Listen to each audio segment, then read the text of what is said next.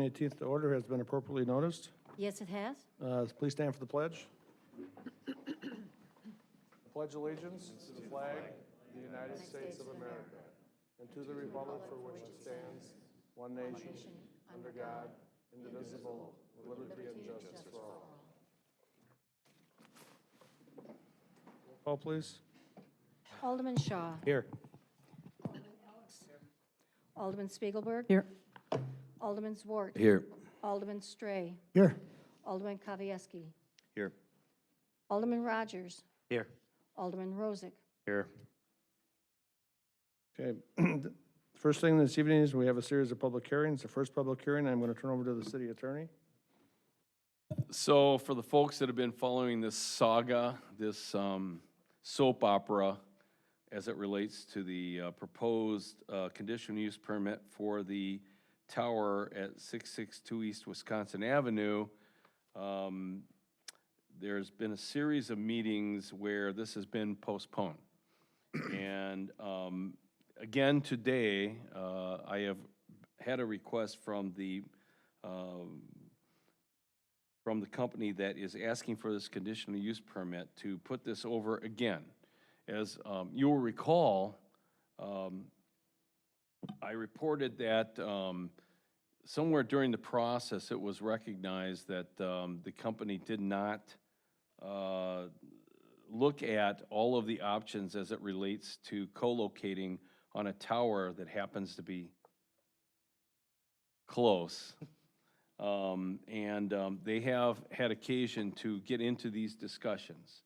I have an indication that there is an agreement in principle between the ATC folks that are up on our property and the Verizon folks. However, it hasn't made its way through the attorneys to get it to a point where the I's are dotted and the T's are crossed.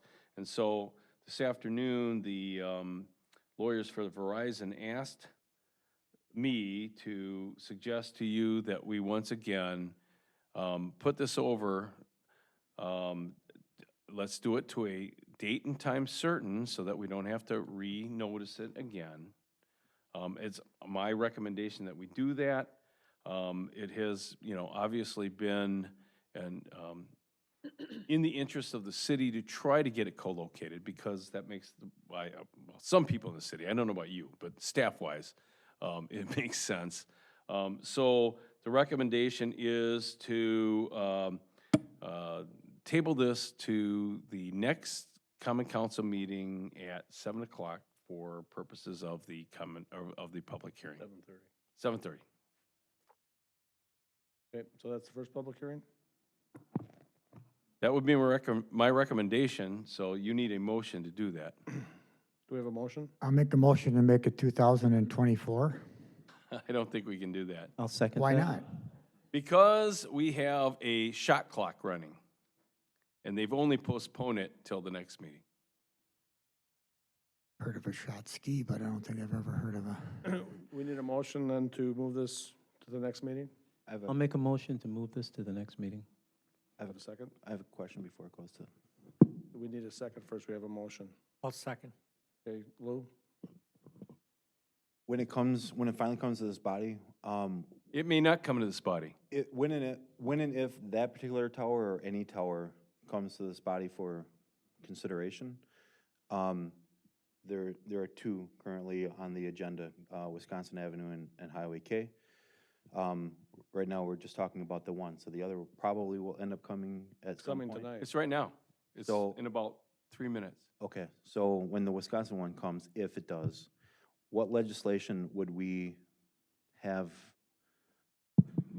to consider based on what is pending at the state level? The new legislation doesn't affect one of these towers at all. Okay. Okay. Thank you. Any other questions?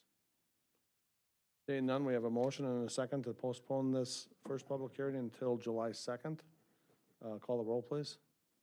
Alderman Shaw. Aye. Right, but when the- Alderman Ellis. Aye. Alderman Spiegelberg. Aye. Alderman Zwart. Aye. Alderman Stray. Aye. Alderman Kavieski. Aye. Alderman Rogers. Aye. Alderman Rozak. Aye. Motion's carried. On. Yes. Okay, next public hearing, or the first one we're gonna have tonight is, the purpose is to public comment on a conditional use permit to construct a 185-foot tall monopole tower at North 67 West 36,773 County Highway K per allowable uses listed in section 17.106 of the Economic Zoning Code. Towers of any height require a CUP in the Urban Reserve zoning district. Jason?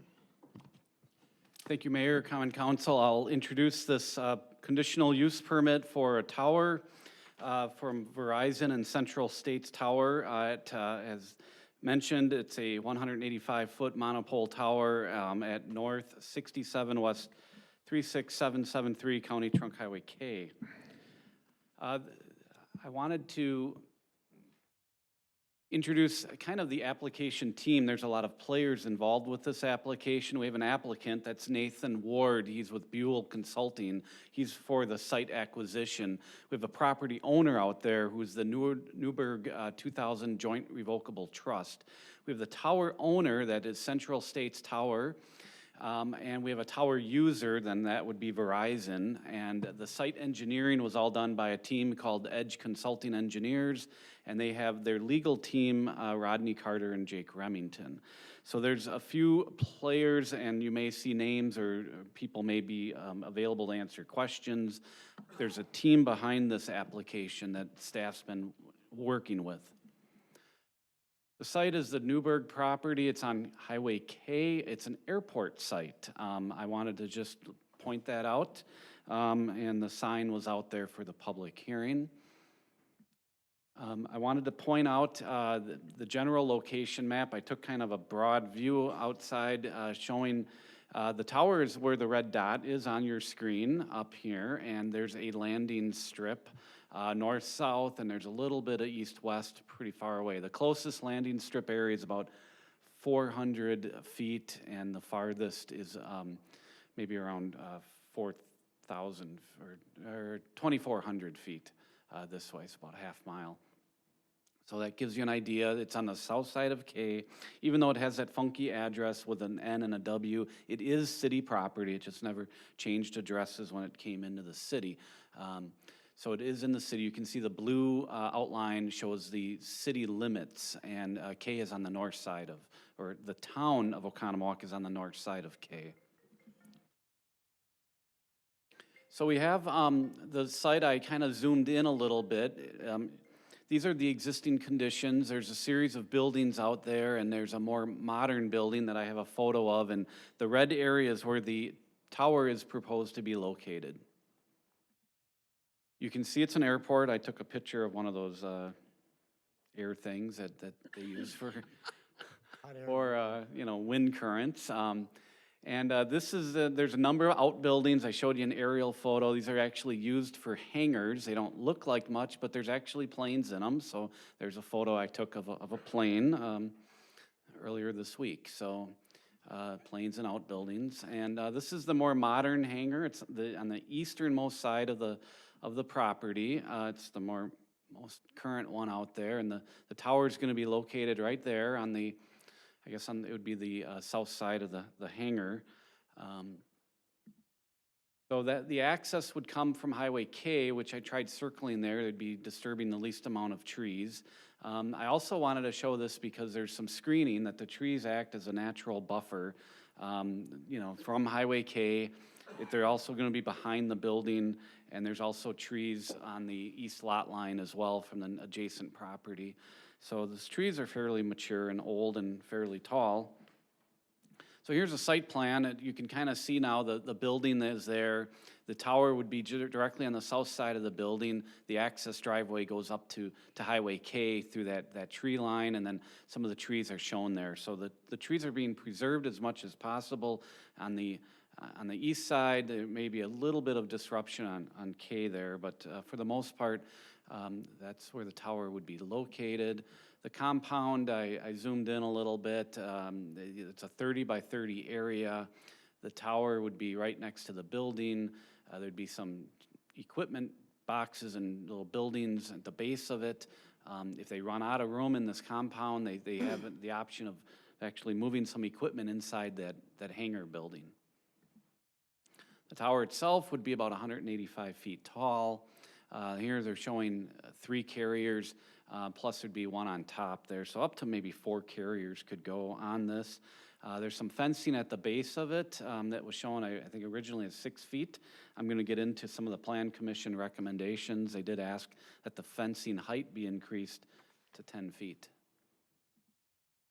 So with a conditional use permit, this legislative changes, some of them we're going to be talking about in the next public hearing, but we require measurable standards, and what we're recommending, and our current ordinance kind of talks about towers. It says that, must meet state statutes. Well, it's 66.0404 that regulates mobile tower siting, and then they must comply with all other zoning, fire, building, engineering, utility, and other ordinances and other laws. I just want to note, per state law, towers are allowed in all zoning districts with a conditional use permit. We've already made that change some time ago, so no matter what the zoning district is, it's allowed with a conditional use. So some of the standards in that state statute is they must have an FAA approval, the Federal Aviation Administration, and I just wanted to point out they do have that for this particular site. This is called the Lac La Belle site, and that's the structures identified on this one.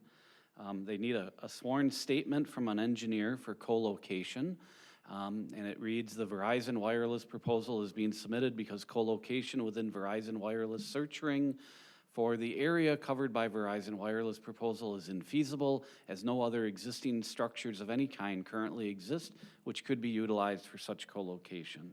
And it is signed by an engineer and notarized. And then they have a structural support letter saying that this will be built according to standards to withhold wind, holding the stuff that they have. It also talks about the collapsing. It has a folding down effect with a 0 radius fall zone at ground level. So they kind of cover all those things. The Plan Commission did review this. They made a recommendation. They discussed the following topics: that the fencing at the base be 10 feet tall and contain slats. On the access permit, it was out to Highway K, and that's a county trunk highway, and they weren't sure if an access permit would be required. It's something that the applicant will have to look into and supply a letter either way. Because it's not used as a formal driveway, this is an access to a tower, will they need a permit? And if they do, they'll have to supply that. The lighting is going to have a light on the top of the tower. That'll be on because of the height. But the base, they showed a floodlight, and we asked that at the Plan Commission, and they said that'll only be operated if they're out there in the evening hours in the dark during emergency situations. And then the Plan Commission did confirm that no guy wires are to be installed.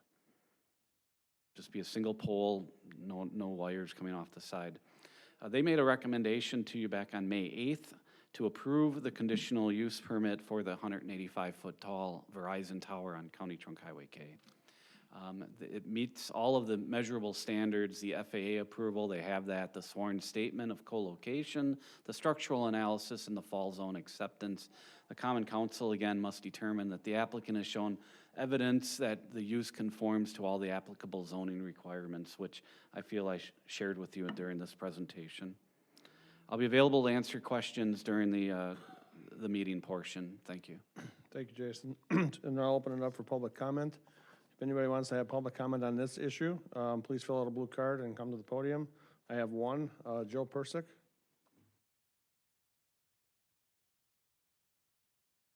Just bring those up.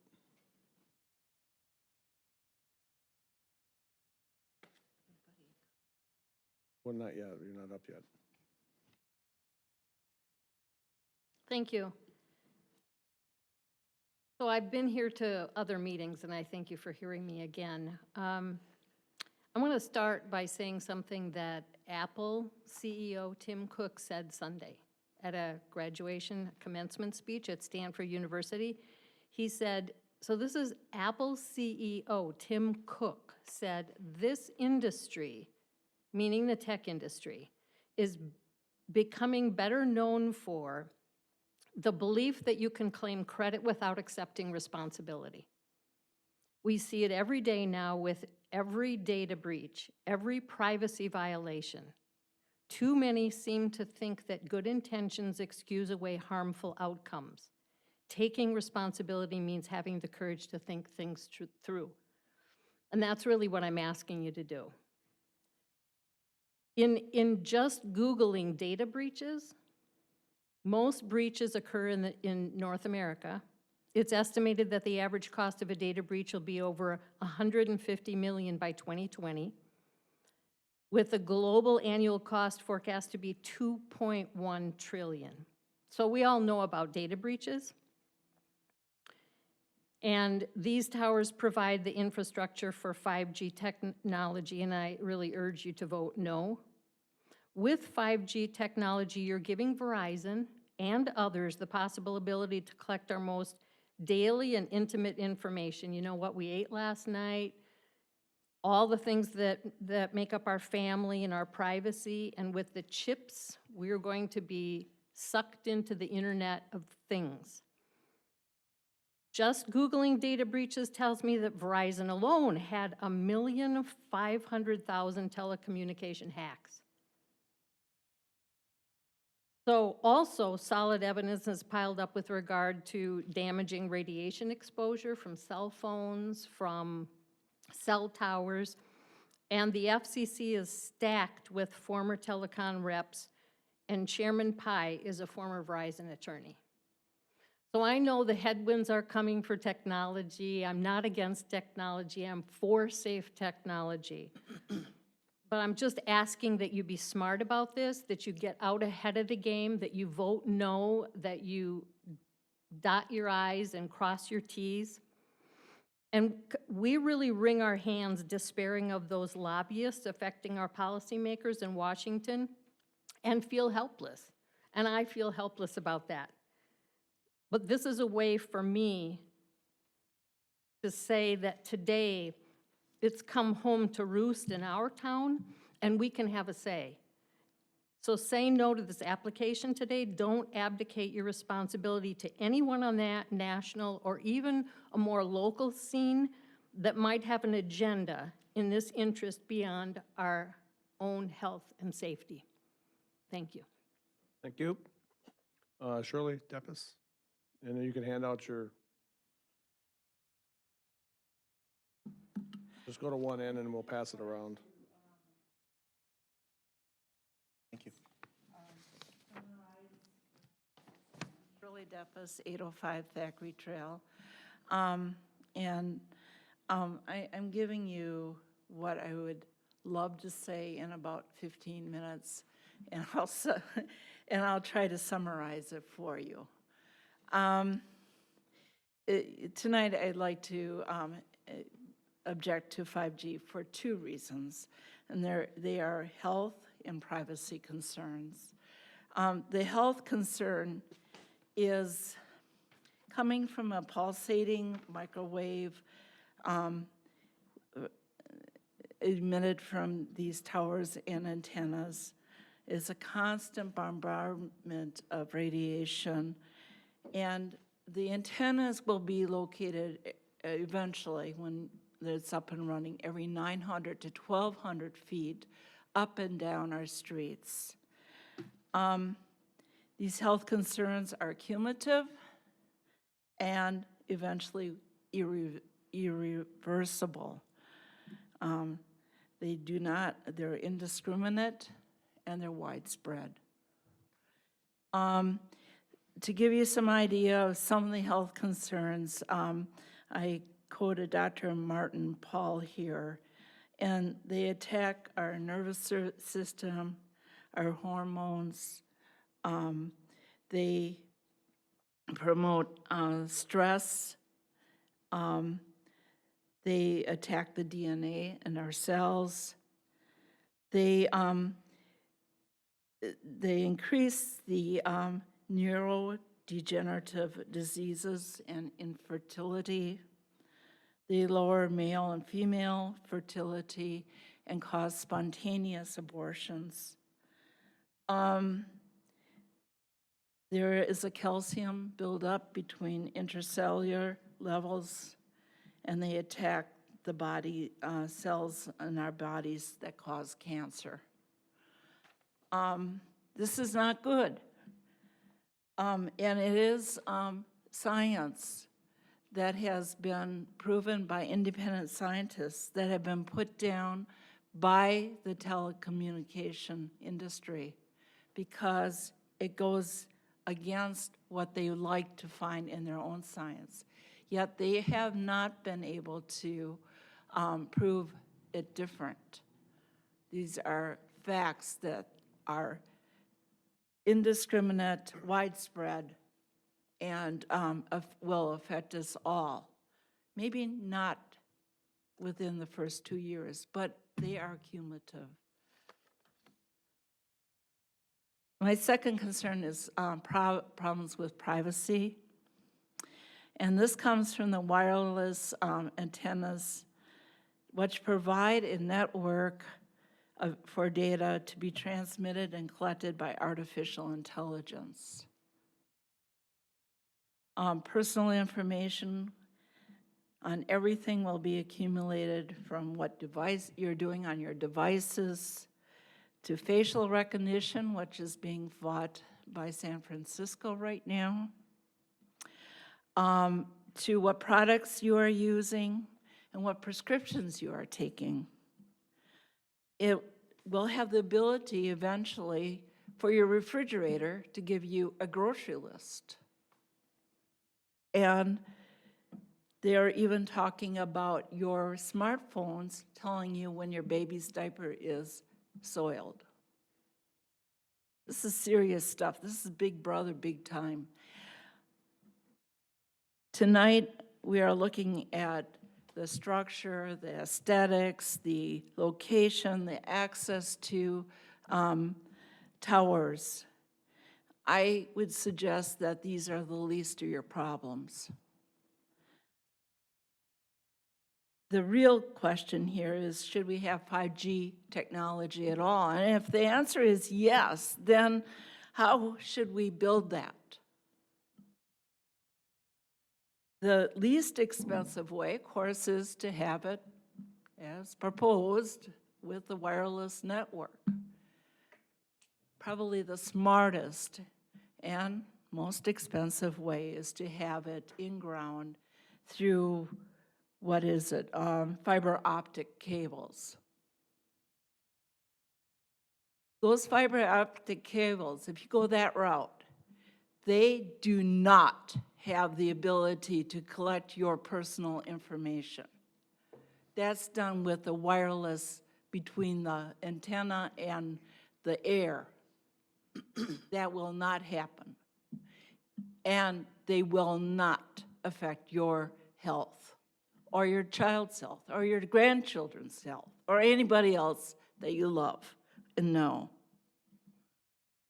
To go quietly into this 5G technology and to do it blindly and quietly is to do a disservice to all the citizens here, which are largely uninformed. If I bring up 5G to my neighbors, they're like, what is that? They don't even know. And it's going to have such a heavy hand in their futures. I'm asking for a technology committee to be put together with both city and private citizens to look into this and to make some real smart decisions for Oconomowoc. Oconomowoc wants to become a destination city. Well, we can become a destination city, especially if we have health, healthy atmosphere, healthy technology. And I think we need to consider that very heavily, and we have to slow down here. Thank you. Thank you. Any other comments? You want to come up?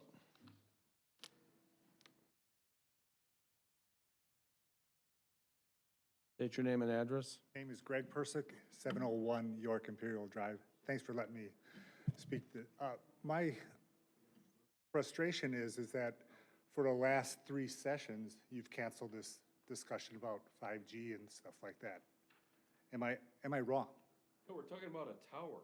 We're not talking We want to talk about 5G. Okay. Then I must be wrong. How's that? Because that was my only concern, that if you keep canceling certain meetings or things, and you don't have to submit them back in the paper, people who come here for that specific reason are, wasting their time. So thanks. Okay. Any other comments? Bring the cards up to the clerk here, that way we don't have to.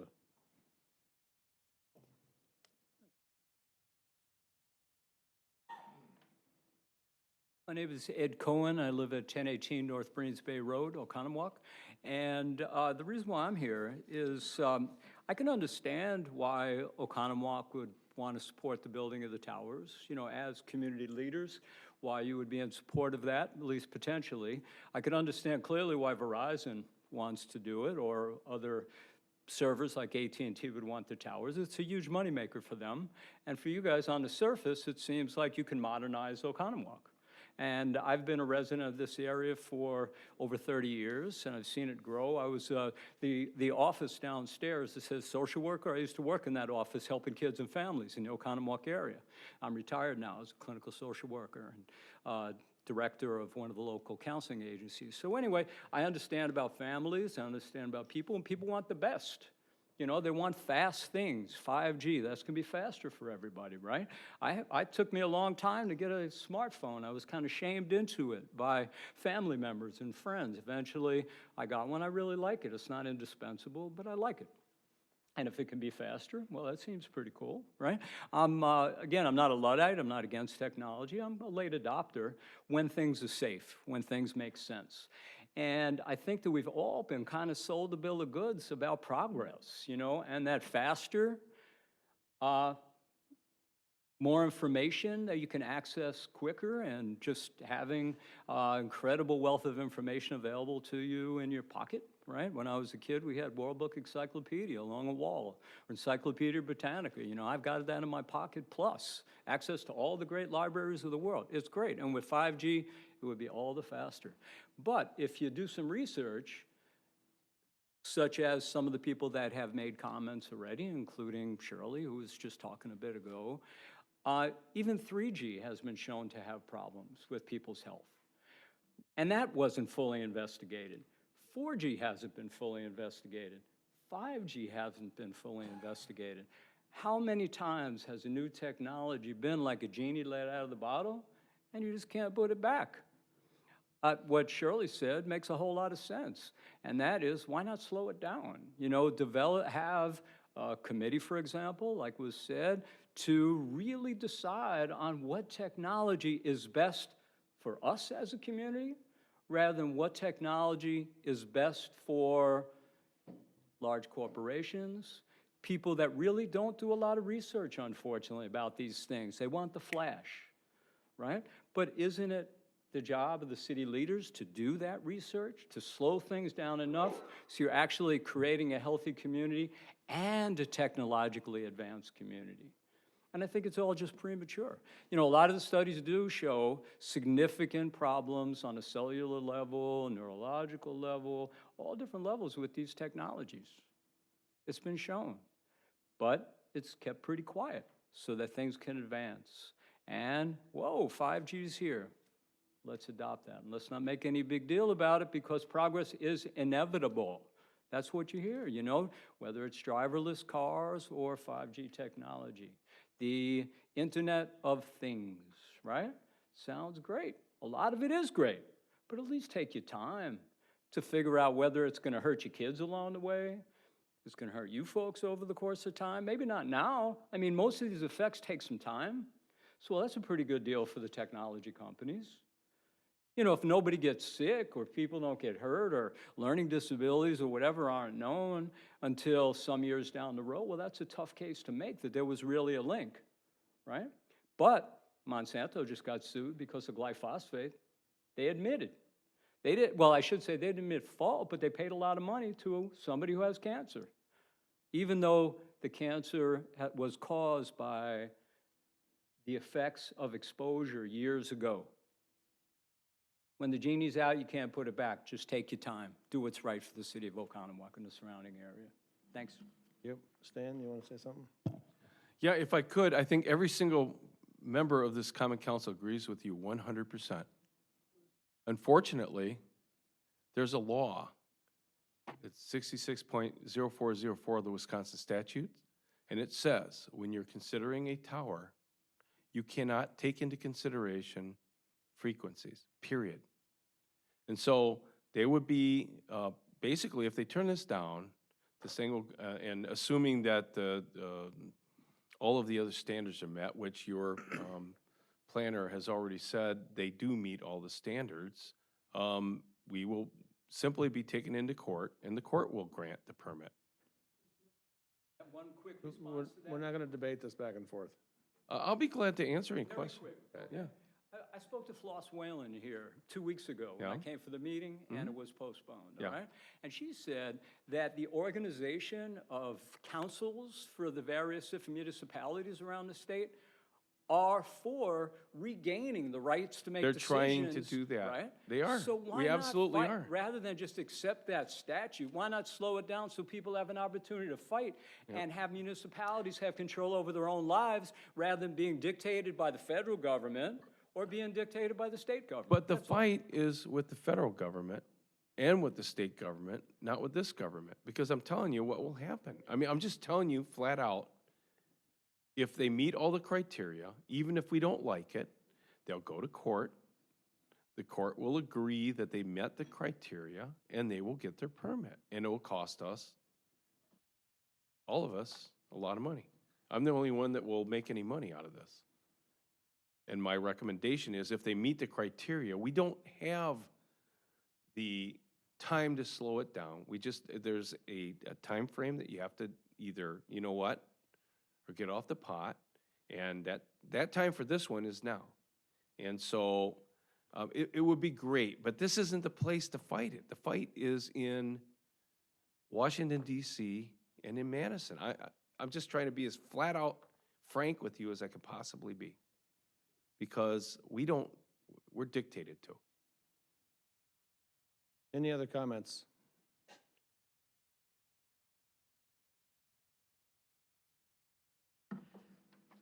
Yes, the fight is in Washington DC, and right now there is a HR 530, it's a bill which will rescind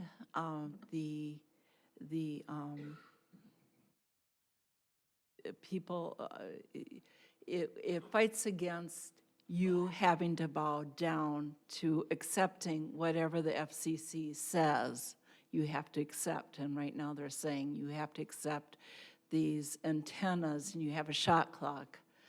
And so I've been, one of the things I have done is started a petition in support, not against, in support of this HR 530 bill to go through and give back the community, the powers to the community. So I can bring that if you guys want to sign it. I think you might be interested in doing that. And it's Eshu is her last name. She's from California, and she is putting this bill together for the House of Representatives. So if you want to look it up and see, it's HR 530. Any other comments? I have one, but I didn't fill out a card. Come on up to the mic, come on up to the microphone. State your name and address. My name's Lawrence Tutzloff. I live on McMahon Road at West 365 W 7881 McMahon Road. 89, excuse me. 89, okay. And I own the land right across from Newberg's. I'm wondering why I wasn't advised when they were planning this. We never heard anything until we saw the thing on Newberg's property. Nobody told us anything about it at all till we saw that. I think Verizon or whoever was planning this should have let us know, and it's going to decrease our property values because it's across the road. That's what I have to say. Is it within the distance, Jason? Oh, the town was notified. We got a letter saying there was going to be a meeting a month ago. We never received any information when they were planning this or doing any of the work to get it rolling. Seeing I'm right next door, right across the road. Did it come from the town? The letter? Yes. Okay. But why didn't they notify us when they were planning this? I mean, that didn't happen Yeah, that I don't know. 5 weeks ago. That I don't know. That's up And to it would the town. definitely decrease the property values of the land across the road and for Kenny Rosno and the other people around. And we're not being compensated at all. I mean, and I don't think it's a good idea to have it in the first place. But I'm just disappointed in the way this whole thing came about, with lack of information, lack of people communicating with us. That's about all I have. I just Okay, don't think it's good. okay. Any other comments? Seeing none, we will close that public hearing. We have one more public hearing tonight. Purpose of this hearing is to hear public comment to amend section 17.106 of the municipal zoning code, table of allowed uses, and to repeal and recreate section 17.108, 17.109 pertaining to conditional use permit standards, and section 17.806, parent 7 and 8, relating to the review and approval process for the conditional use permits. Mayor, this is a complicated subject, but I'll try to get through it briefly. This is a text amendment of the zoning ordinance talking about what uses require conditional use in which zoning district, and then we're creating standards for that use. There was a recent law change in Madison that said that communities have to create standards in order to grant a conditional use permit. So the process changed. What a conditional use permit is, it's now in more of an accepted use, but it has to meet certain standards that are created by each community. The council must determine then what their substantial evidence has to be met, and that's what we're talking about tonight. We create this by having measurable criteria. It has to be conditions that you can somewhat measure. So it's a two-step process. First, the use, should it be a conditional use? And then after that, we create standards. Now, the Committee of the Whole has had some prior discussions of this topic. We narrowed the list down from 40 uses that were identified as a conditional use, and now we have 15 recommended today. So we've eliminated 25 uses as a conditional use. The remaining conditional uses include a duplex in certain districts, like the single-family zoning, community living arrangement, kennels, bed and breakfast, general personal services in certain districts, general outdoor recreation, golf courses and driving ranges, gasoline sales, vehicle sales and rental, vehicle service and repair, natural resource processing, that would be like a mining operation, recycling collection centers, mini storage, storage yards, and communication tower. So again, we have planning then went ahead and drafted standards with the assistance of the Committee of the Whole for the remaining conditional uses. We took this forward to the Plan Commission. They discussed it on May 8th. We held a public hearing and we took it forward, and they directed staff to initiate a text amendment, which we did. So for residential uses, we don't have a lot of them, but we have a duplex in certain districts, mostly single family and in the isthmus. It would be And I won't go through all these, but you must meet certain criteria like 2 addresses, 2 parking stalls per unit, separate building address or access for each unit. You can see these are measurable. Some of these you have seen, some of them the Plan Commission has tweaked a little bit. Community living arrangement in a conditional use in all zoning districts, but they must provide some licenses and cameras. For commercial uses, we thought commercial kennels, it's like animal boarding, is kind of an intense use. We talked about measurable standards, 15 dogs outside, 6-foot tall fencing, minimum of 100 feet from a residential area, etc. Bed and breakfast, this is one that we added at the direction of our legal counsel. These can be in a residential area, so you have neighbors. So they should submit a parking plan to provide on-site parking. Meals are only for those staying as registered guests. We don't want this to turn into a restaurant. Must be occupied by the property owner, that's a state requirement. Cannot be rented out for private parties, that crosses the line. General personal services, these are allowed in the commercial districts, but in the isthmus and in the industrial district, there would be some requirements about hours of operation and lighting, etc. General outdoor recreation, obviously these can cause a nuisance to neighboring properties, so we put a cap on the hours. A dust control plan must be submitted, noise ordinances, on-site restrooms, a parking plan. Golf course and driving range, obviously we've had a driving range and we have golf courses in the city. Netting shall be installed if it's adjacent to residential uses. Outdoor storage shall be screened. Outdoor activity hours are limited. Gasoline sales, we feel these can be intensive uses. We have no deliveries between 11 o'clock at night and 5 in the morning. And then some tank requirements, the wellhead protection area, truck turning movements, security cameras, storage plans, etc. Vehicle sales,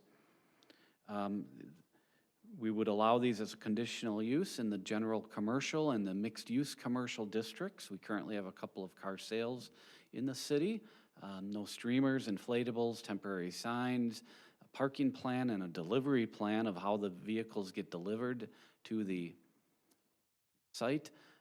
Motor vehicle dealer's license, lighting requirements, no vehicle service or repairs allowed unless granted by the city, security cameras, and no outdoor speakers.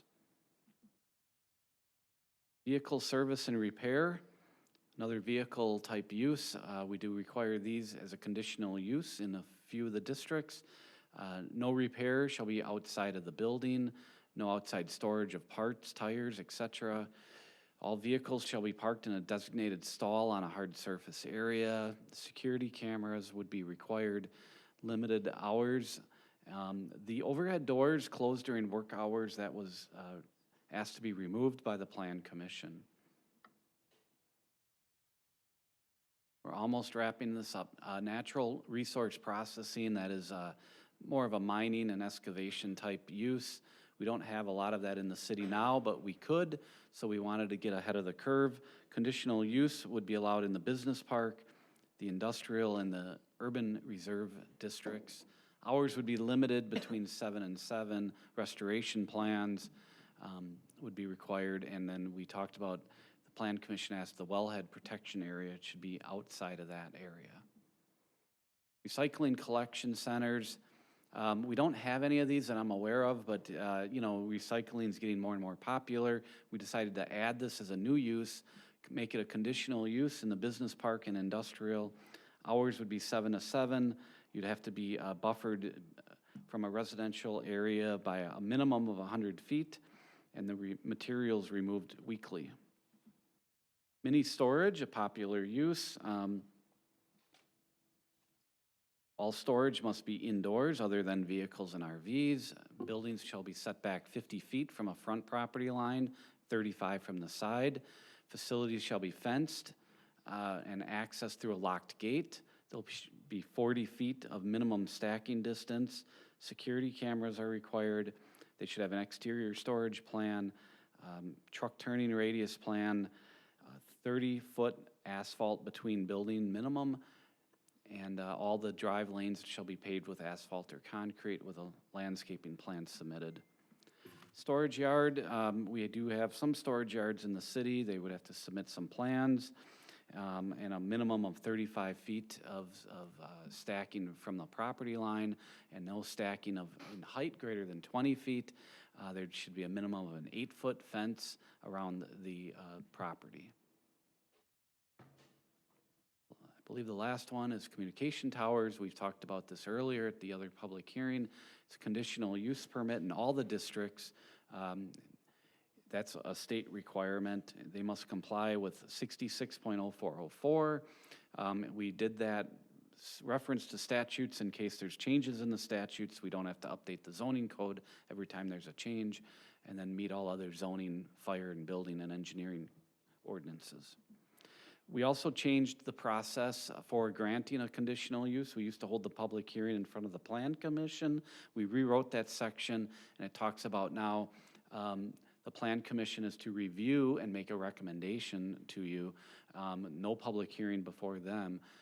The public hearing is now changed from the Plan Commission to the Common Council, who's the final governing body of conditional use permits. And the council must make the final decision based on did the applicant provide substantial evidence that they meet all the standards provided in the ordinance. I'll be available to answer questions during the portion on the agenda. Thank you. Thank you, Jason. Do we have any public comment on this public hearing? Just on the subject in this public hearing? When I was looking at those areas that require conditional use permits, you have natural resource processing, recycling, for example. Both of those things you're being very forward-thinking about. And I respect what you're saying, Attorney Riffle. You're the attorney, I'm not an attorney, about the powers that be and the laws that exist and court hearings, and you're trying to protect the community financially. I get all that, okay?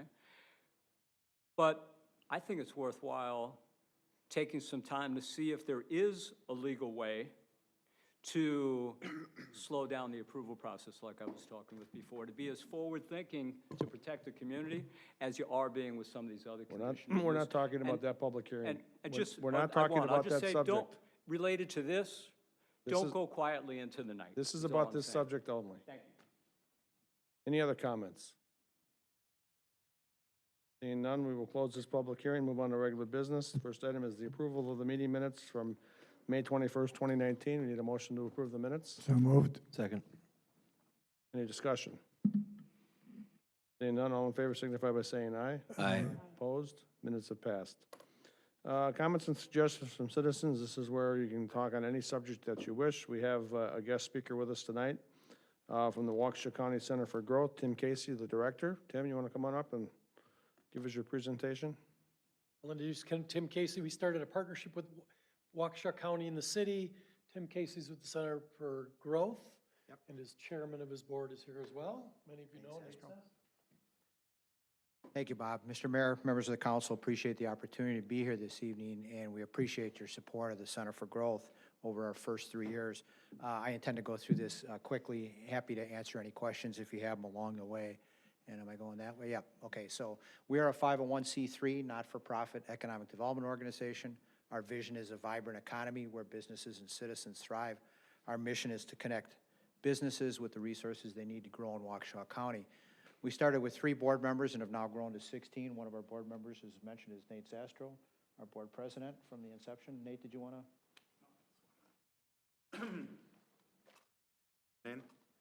We'll be quick. I just want to, again, I think Nate Sastro, I think I know all of you. Brief history, Paul Farrow, when he took over, he really focused on economic development. So he spearheaded a group led by Dale Shaver and about 100 community residents to design the corporation.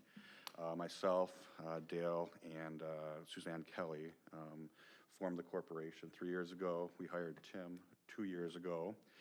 We have a partnership with the city, as Bob said. We also have about 11 other municipalities that we work with. We're excited. Tim's going to talk about a Grow Fund that was just released last week. It's a collaborative loan fund between 4 banks in the county. will be used for workforce housing and business expansion, all private funds that will go in to create economic development. So I appreciate your time. Let Tim get back to his presentation. Have a great night. And as I mentioned, we'll go through this quickly, but obviously happy to answer any questions or afterwards. So in the past 3 years, we've worked with 33 companies that either located, expanded, or came to Waukesha County. They've had capital expenditures in excess of $82 million. They've created 655 jobs, retained another 147, and we worked with those companies to obtain almost $9 million in WDC business tax credits. At the same time, the number one issue we hear about from companies is what can you help us with workforce? How can you help us with workforce? Since 2016, we've had over 4,000 students that have participated in career exposure opportunities. That started in manufacturing 7 or 8 years ago. We've since added skilled building trades and healthcare. So the idea here is to expose kids to the opportunities that they have and let them make choices about their career future. We work with all of the school districts in Waukesha County, including the Oconomowoc area schools. I just want to tell you quickly that we updated the strategy that Nate alluded to. The first group set a strategy for 2016 to 2019. It was time to refresh that strategy. And we did that with all of the various partners that you see in this graphic. Bob Duffy was a part of the original advisory council. He was a part of this advisory council. And we gained input from a broad cross-section of partners in the process. The first time we did this 3 years ago, there was a very deep dive into the economics and demographics of Waukesha County. Our feeling going in was that a lot of that data hadn't changed, but we wanted to take a fresh look, so I'm just going to hit you with a couple of high-level numbers here. I think as many of us know, Waukesha County is older than the metro area, older than the state of Wisconsin. What you see here is that from 2010 to 2030, and of course we're about halfway through those years, the prime working age population drops from 66% of the population to 57%. So workforce isn't going to get any easier, and we all need to be thinking about what do we do about that. Secondly, I think we all know that Waukesha County is generally an affluent place. In fact, the second most affluent county of 72 in the state, second only to Ozaukee County. Again, we recognize that that varies by community and it varies within neighborhoods, within communities. But we're starting from a good, strong base. Educational attainment, one of the things that's driving those high numbers on income is that half again the number of people with a bachelor's degree that you have in the state of Wisconsin and well above the national average is 45% of people.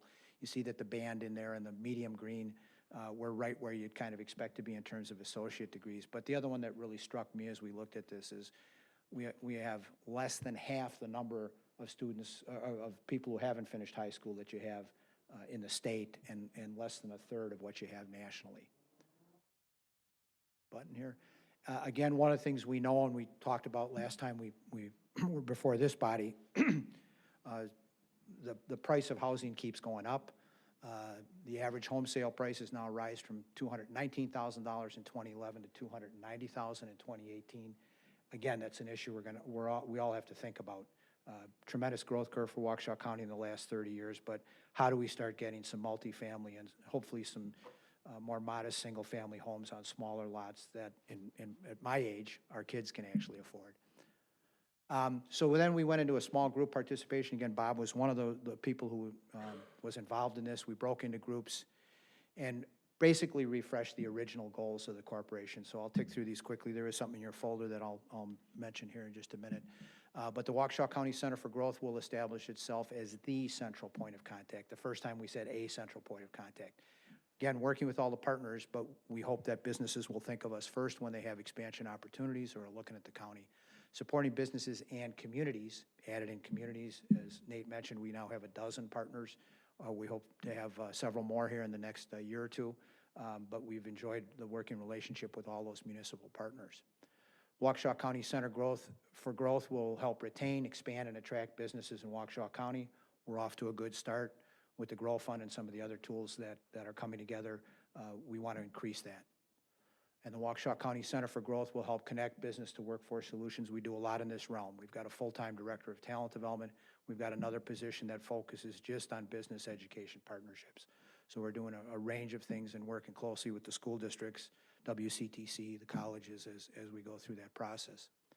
And then as Nate mentioned, our original goal 3 years ago was study a collaborative fund, see if we can develop one. Well, we're happy to announce that we've got one. Waukesha County Center for Growth will promote the use and opportunities to invest in the Grow Fund. So we presented this all to about 100 people less than a month ago on May 23rd, and we announced the Grow Fund, which is very simply a new locally controlled revolving loan fund to assist business expansion, as Nate mentioned, and facilitate workforce housing. Grow Fund stands for Generating Resources and Opportunity in Waukesha County. And as Nate mentioned, very happy to announce that First Bank Financial Center, Johnson Bank, Town Bank, and we're now joined by BMO Harris Bank, have committed in excess of $2 million to this fund. Two purposes, as Nate mentioned: business expansion location, acquire and rehab buildings, build new buildings, buy manufacturing equipment. What's important here is these are local lender dollars, which help the banks to, in many instances, satisfy their Community Reinvestment Act requirements. One of the things that's good about that is they're not federal dollars. So there's not the red tape and the strings that are sometimes attached to federal dollars, especially when you're trying to build something. The focus there will be helping folks grow and create family supporting wage opportunities. And then facilitate development of workforce housing. We want to use these funds, we want to recycle them, we want to be in for 2 or 3 or 5 years and then recycle the funds. Pre-development, short-term gap for multifamily housing. Again, the goal here being attracting young professionals and families that right now probably having a difficult time finding affordable housing, modestly priced housing in Waukesha County, to attract that next wave of workforce. Just quickly, a couple of things that we've worked with you on and with Bob on here in Oconomowoc. We worked with the city and other partners to assist OFP Ingredients in revitalizing the former Lake Country Foods plant. That's kind of a before construction picture with some equipment and a dumpster out there. And this is one of their displays from one of their recent trade shows. But Bob and I continue to meet with them. I know Sarah's been along as well. We've reminded them that at some point we'd like to have some kind of a formal ribbon cutting. They want to get a little further along in the process before we do that, but love to have as many of you come out there and see the good work that they're doing as possible. Our Center for Growth also has a relationship with small business development centers, now called Wisconsin Small Business Development Centers. In our first year, we worked with 4 clients. In our second year, we worked with 5. We've worked with 2 so far this year. So we've worked with 11 small business clients. I don't do cute, but all of those clients, our relationship with them is confidential until their business is up and running and they sign off on a piece of paper and say, oh, you can talk about me now. Some of that's for proprietary reasons, obviously, when folks are starting a business. But I can tell you that we've had one business start alone that led to $70,000 in new capital expenditures here in Oconomowoc. We'll work with larger prospects and small businesses sometimes for a year, year and a half before the project comes together. And then just some other things that we're working on right now. We continue to work with OFP Ingredients. We're going to be meeting with them and talking about the Grow Fund, hopefully helping them to get some additional equipment and increase the employment that they've got there currently. Bob and I met a few months back with another manufacturer. Again, I don't do cute, but we don't talk about deals till they're done. Another manufacturer on the potential funding for facilities expansion in the heart of the city. And we'll continue to work with the city and again, very much enjoy the relationship and be happy to work with you, not only on the Olympia Resort redo, which we were here on last time, but that large assemblage there and the appropriate mix of development that you folks are looking for, but hopefully some more affordable housing will be a part of that. And that's what we've got. So in your packets, there's more information on the Grow Fund. There's more information on our workforce development efforts and a little more information on the business growth strategy. But again, we very much appreciate the relationship and look forward to hopefully working with you in the future. Thank you, Tim. Does anybody have a question? Any questions for Tim? Take 1 or 2 quick ones. Go ahead, Lou. The Grow Fund that Yes. has been established, that Yes. doesn't require any city involvement with the CDA or anything that we have currently in place? No, the administrator of the program is MEDC, used to be known as Milwaukee Economic Development Corporation. They manage $80 million in funds, so it made sense to work with them to manage these funds on our behalf. Nate and 3 other members of our board have just been added to their board of directors and loan committee, so they'll be keeping an eye on that. Obviously, in any company we're working with, we work closely with Bob and as necessary, the city to make sure, is that the right use in the right place? Does it meet your city goals and does it meet the planning criteria that you have? Thank you, Tim. Thank you again. Enjoy the rest of your evening. Are there any other comments from citizens on any other issues? Seeing none, we'll move on with the rest of the agenda. Moving on, we have the consent agenda. Tonight we have licenses, we have a pedestrian easement agreement.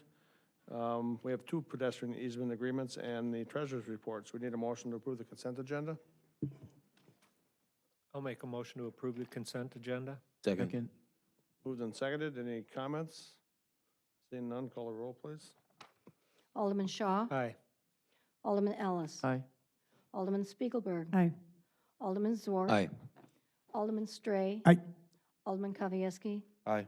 Alderman Rogers. Aye. Alderman Rozak. Aye. Okay, the first item on the Plan Commission, we will not be taking under advisement tonight. That was the one that we postponed the public hearing.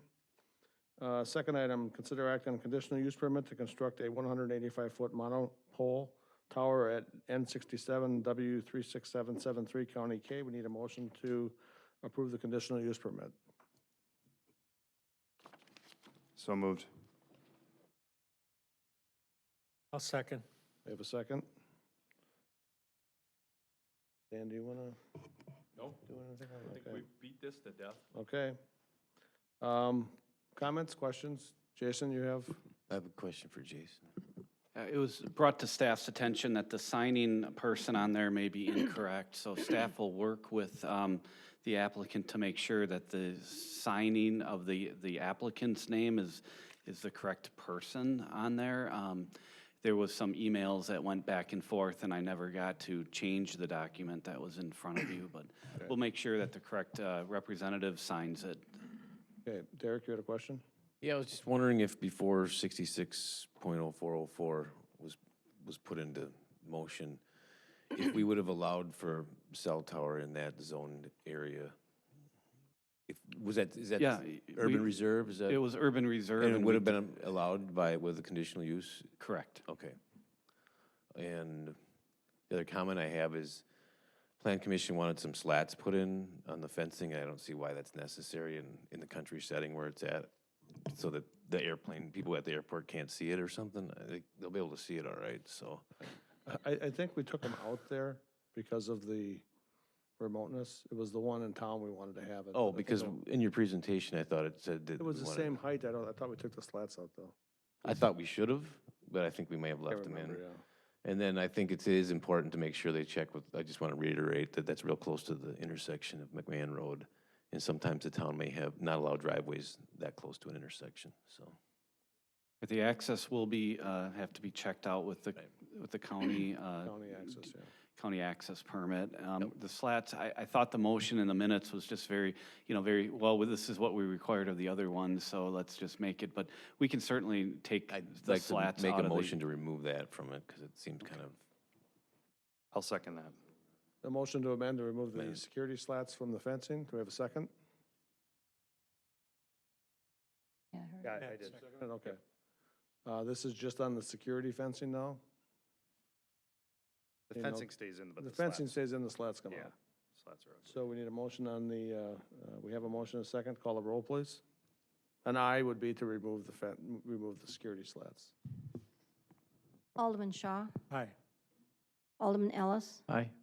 Alderman Spiegelberg. Nay. Alderman Zwart. aye. Alderman Stray. Aye. Alderman Kavieski. Aye. Alderman Rogers. Aye.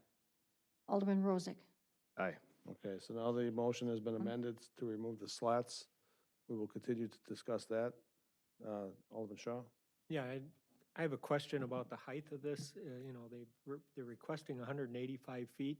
Does it have to be that tall?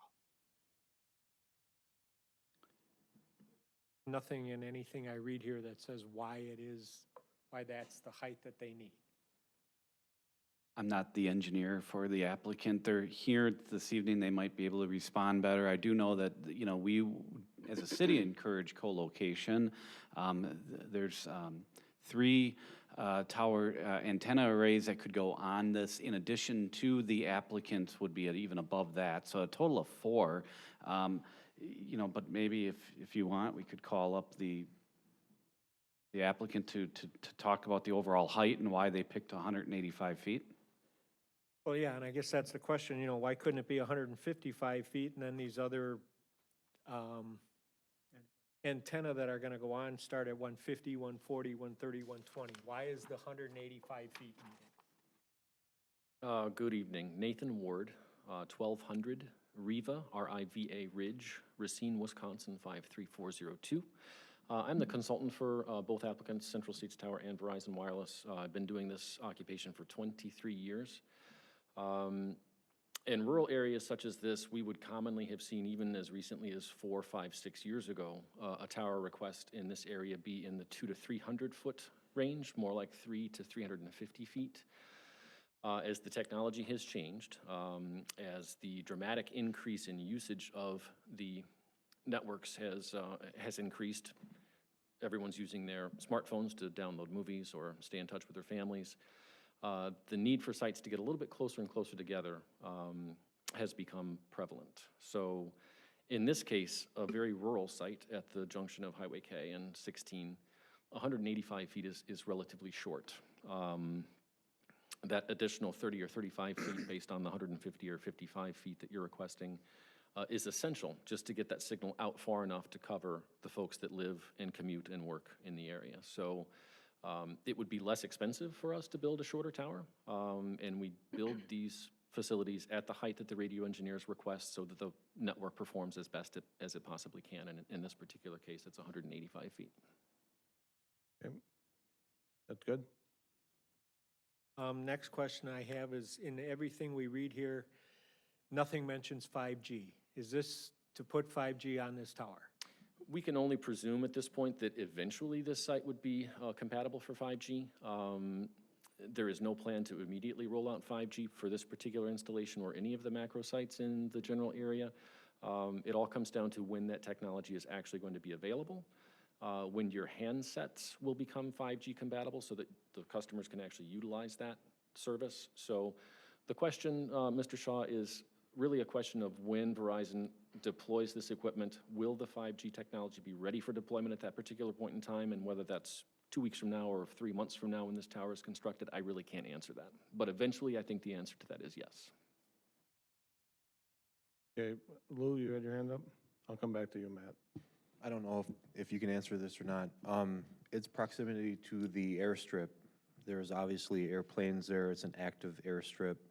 Are there any concerns associated with the operation of that airstrip and the safety of takeoff and landings associated with that? I would imagine the FAA compliance checkbox on that is that it's properly lighted and has the proper safety precautions for flyovers, but what about landings and takeoffs? And I'm glad you raised this question. First and foremost, yes, the FAA has been consulted and provided clearance for the construction of this facility in its precise location. When I first met Bob Newberg, the property owner and the gentleman that runs the airstrip, this goes back roughly 3.5 years ago.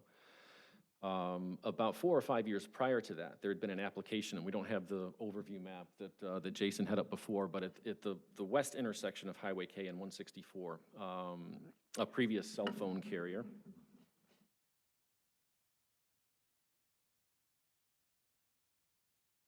So in that general area where 16 and K intersect, just to the west, there's a couple of large farms on both the north side and south side of Highway K. There had been an application for a new cell phone tower on that property. And when I met Bob, he made it very evident that he was adamantly opposed to that location for a tall structure. The ground elevation there is higher. And as he explained to me, I'm not a pilot, happen to have a pilot with us tonight if we have additional questions that require his technical expertise. But takeoff's not an issue because you're pointed straight down the runway, you know where you're going. Landing on a non-instrument controlled airstrip is basically what they call a left-hand turn. You fly in a left-hand circle around the strip until you get yourself righted and ready to approach the runway. Where that tower was proposed up in the northwest quadrant, he said would have been right in the flight path of that left-hand turn.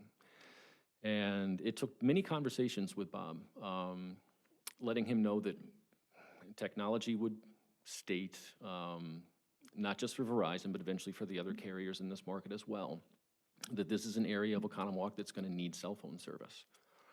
And he finally, at his kitchen table, said, well, if we're going to build one in this area, the best place for it to go is right next to the runway. So that's why we are where we are. Pat? Yeah, I don't have any questions for you, sir. Thank you for coming. My questions. Thank you. Okay, go ahead. Yeah, may do need- do may you need have to come questions back. for him? No, I'll cede have my some time to you. Go ahead, go ahead. No, no, You may need no. to come back. Stay have- close. I have Yeah, questions for stay Jason. close.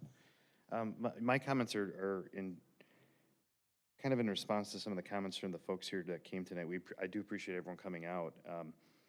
While this tower could, it sounds like, have 5G on it, this is not about 5G. Stan made a good point to that earlier on.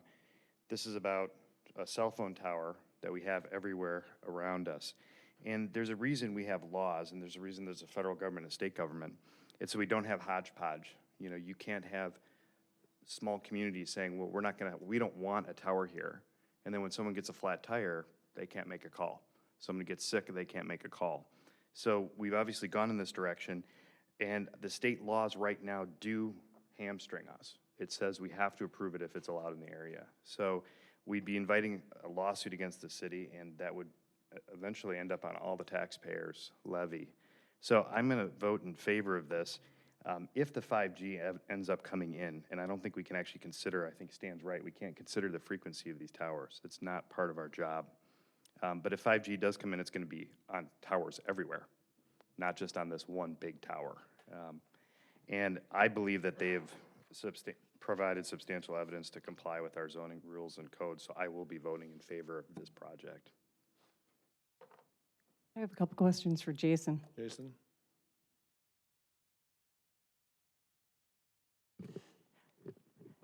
And first of all, before I ask him a couple questions, they are quickly rolling out 5G with no consideration of doing it in a safer way, like buried fiber optic cables. And if we think they're not doing this, then we're crazy. I mean, this is like the wild, wild west right now of technology. So just to that point, but I have a couple questions for Jason on the application. On the development application, there is no date on this application. Is there a reason for that? We have other development applications that people are submitting tonight, and they all have dates on. This one does not have a date on, nor does the other one for Wisconsin Avenue.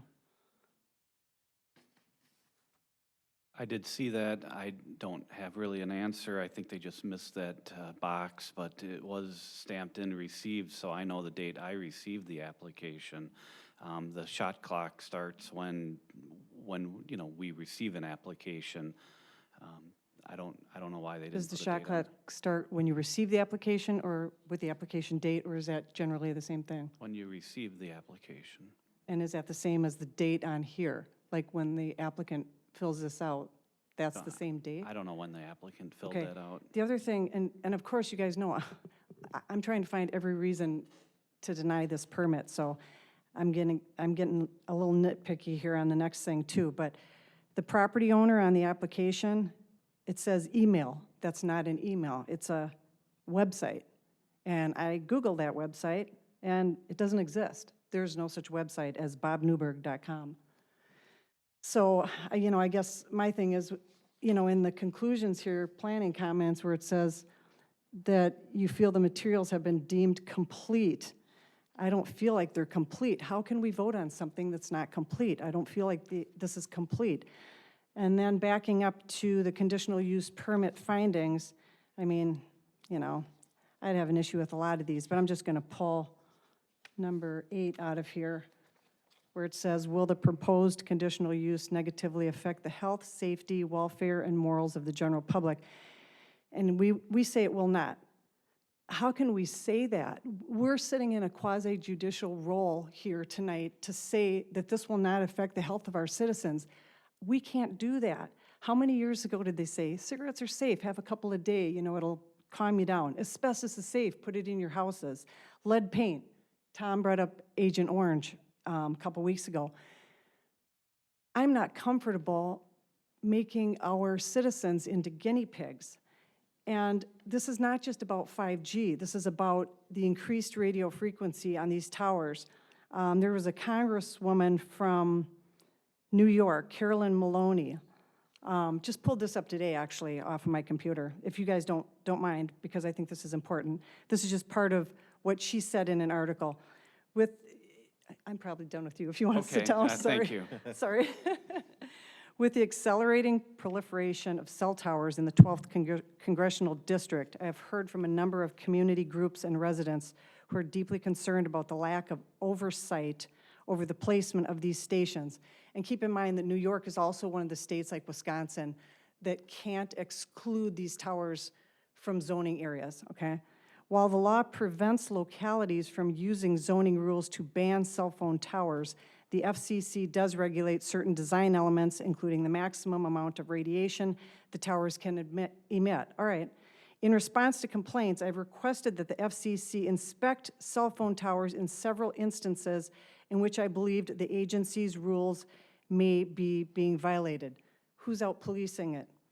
So here, this is disturbing. For example, when Astoria residents complained about cell phone towers that were located on a roof adjacent to an area they commonly used for recreational purposes, and that birds were dying from the radiation from the towers, I asked FCC inspectors to investigate.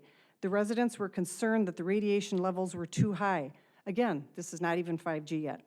That the too many towers were clustered in a small area and that the area was too easily accessible by the public. The day before the inspectors were due to arrive, the company acknowledged the problems and removed the towers. So, you know, I'm not opposed to having greater cell connectivity, but I'm opposed unless we know that it's safe.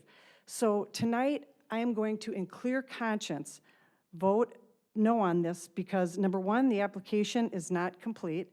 Number two, we cannot answer the question of whether the upgraded frequencies are safe.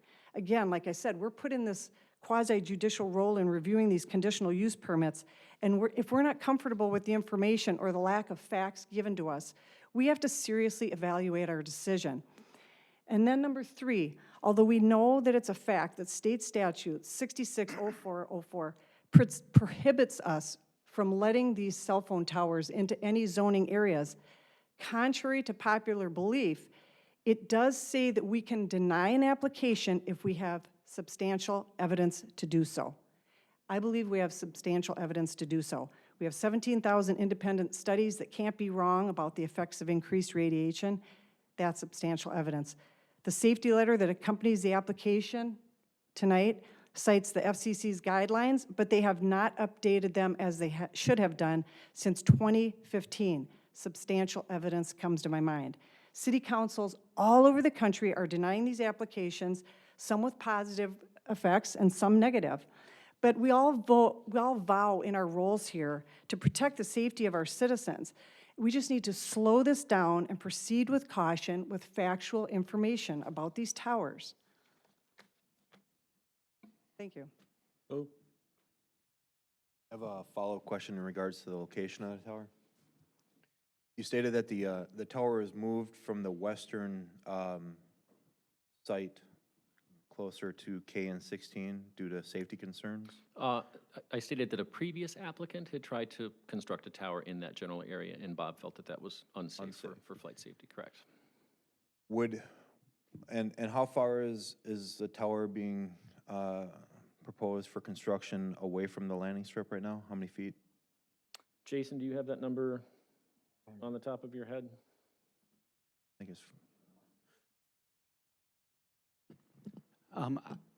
Obviously, I had concerns about how close a tower was to a landing strip. So from the red dot to going directly west to the landing strip is about 400 at the very shortest distance, maybe 450 depending on where you're measuring from the tower site and the landing strip itself. And then to the southernmost point where the greener area starts, it's about 4,500, or no, I'm sorry, 2,400. So it's about a half a mile to the south. So. Okay, so my question is, would you propose to build a 185-foot tower 400 feet from a runway at General Mitchell? I would have no issue with that. The FAA may look at that differently because there's different types of aircraft involved, instrumentation involved, and I'm not an FAA expert, but I do know that we did make our filings with the FAA for this specific location, and it did receive clearance to be constructed there. I've also constructed similar facility, not quite this close, but worked in conjunction with the airport manager at the city of Racine for a similar installation in proximity to the Racine Airport Batten Field, and worked with them as far as putting the tower in a location that made sense as far as air traffic safety was concerned. Do you have a 185-foot tower and approximately 400 feet from a runway in Racine? No, that one is not quite that close, and I believe it's only 150 or 160-foot tower. So it's potentially substantially different in regards to height and proximity. Oh, they are different, yes. Yeah. But again, we have FAA clearance to move forward with this. I have concerns about, if the weather's fine and all that is good, and as you know, the performance of that type of aircraft is much more sensitive to winds and things of that nature and going off course, and the proximity of that to the runway has a lot of concerns. I think there are several members that have various concerns. I share some of them. The safety concern of the landing strip is one of mine. And again, I think that's why we rely on the FAA and FCC to review and analyze those projects. And if I may answer your question, I'm sorry, I'm the person that did type that application, and Bob's correct email address is bobnewberg@msn.com. So that was just simply a typo. Still think the application is incomplete. Yeah, you can sit down there, man. Okay, thank you. Thank you. Long way back to Racine. Oconomowoc International Airport, it flies a lot of, like Lou was saying, experimental planes. And you never know when they put these things together where they're going to go. You see how many planes at the fly-in, drop out of the sky. Now, we could probably get a pool going to see who's the first one that's going to hit that tower. It's inevitable, it's going to hit it. And, the other thing is, of course, is the safety factor, that there may be not 5G now, but there's 4G down, 3G down, whatever the heck it is. Now we're going to be releasing that to all those school kids, a few blocks away in our park. And I don't get this whole thing. And there, like I said, 326,000 people have died from Agent Orange that the government said was safe. Now, all of a sudden, she was mentioning smoking over here. How about that vaping? Vaping's just going way out of control. They say it's safe. There's 10 times the amount of nicotine as in cigarettes. You won't get a vote for a yes on me out of this one. Kevin? My concern is the health studies. There were just too many studies out there right now that show negative results of what could potentially happen. Something else that concerns me that you brought up was the fact that when we get an application that's brought in front of us, all the I's are dotted and all the T's are crossed. They have to be. Because if they're not, the probability of that application going through is slim to none. But now, these towers have the legal law behind them, so they feel as though, this is my own thought, they feel as though they have the right to just walk into a place, hand in an incomplete application, because it is incomplete. There's no date. And the other things that you had mentioned. And just think that they can walk in and just get what they need and what they want. I'm not saying that I am not against towers. I use my phone just like everybody else does, and I get very upset when I'm in an area that I need for Google Maps or anything along those lines, and I can't get it. So I have no problem with it.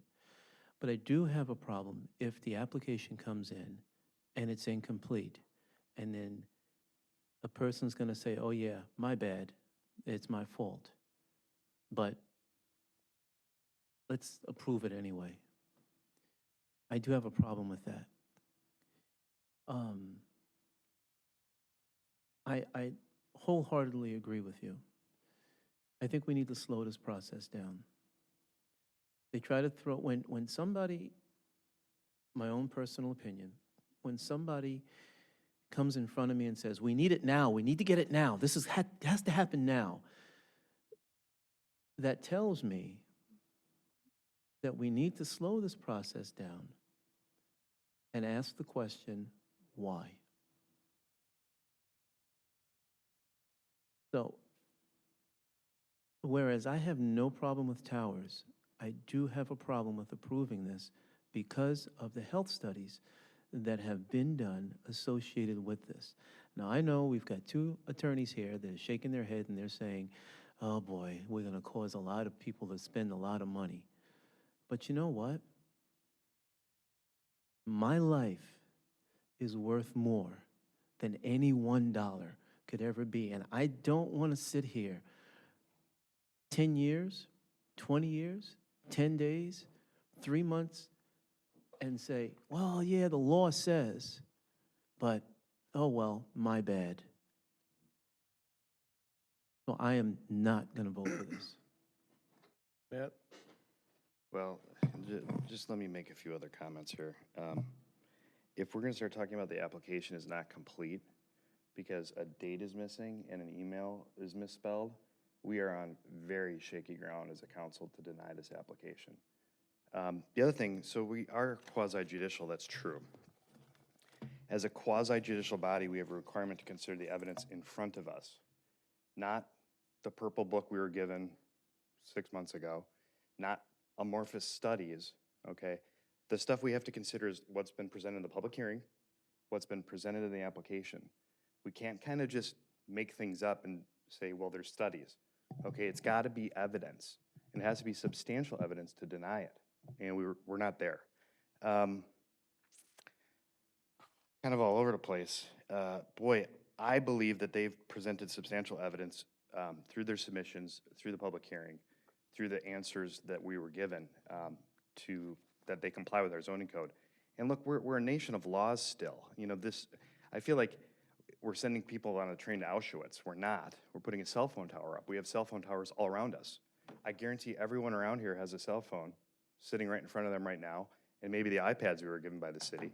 So I think we're kind of being a little reactionary to a small, vocal group of folks who maybe have some right concerns about 5G, but that's not what this is about tonight. It's what's in front of us. I also think we're on shaky ground if we say we're not going to believe the FAA on the location of the tower. They've brought in the evidence they need to get this tower approved, and I think we need to approve it because of that. Let's not get sucked into kind of this nitpicky thing, because I'll tell you what, if we're going to be this nitpicky about this, I hope when it's budget time and when it's time to actually look at how much money we're spending, that everyone's going to go that nitpicky with the budget as well, because we've got a lot of problems in our budget too. So we're on shaky ground right now. We will get sued if we don't grant this tower, and we will lose. Charlie? Dan, I have a question. I hope maybe you can comment on this a little bit. With the way the state laws are right now, what happens if the city votes no? There will be an action before the Circuit Court of Waukesha County based upon the record that was presented here. And we will compile the record that was presented here for you tonight. That will be the submissions to the city, report of your planner, and the tape that is here. Circuit Court will hear that. The Circuit Court will decide whether or not substantial evidence was presented to demonstrate that all of the requirements under 66.0404 for a tower presented, not for what might happen in the future with 5G, got nothing to do with that. And so the circuit court will say whether we, if we do not grant the permit, whether or not we had rationale and reason behind that decision. I will do my best to support whichever way you go. I mean, if we get sued, I'm going to do my best to prevail. So that's the answer to your question. I have a question for the attorney too. When the aldermen took an oath of office, was the oath of office to uphold the laws of the state of Wisconsin? Well, I mean, I took that oath.